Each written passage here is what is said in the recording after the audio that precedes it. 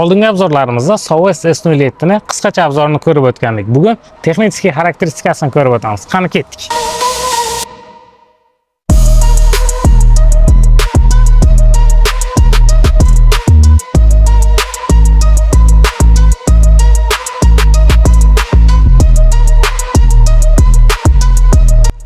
Ushbu avtomobil 1.6 GDI motorga ega bo'lib, 197 ta ot kuchiga ega.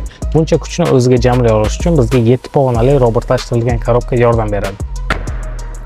Qolaversa, ushbu avtomobilning yoqilg'i sarfi juda kam. Aralash siklda 6,5-7 litr sarflaydi.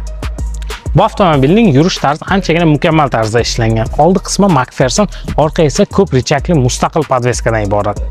Bu sizga noqulay yo'llarda ham qulay yurishingizga yordam beradi.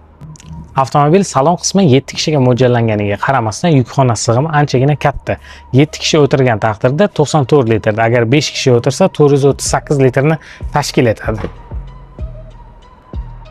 Shunga o'xshagan ma'lumotlarni bilish uchun bizga obuna bo'lib qo'yishni unutmang.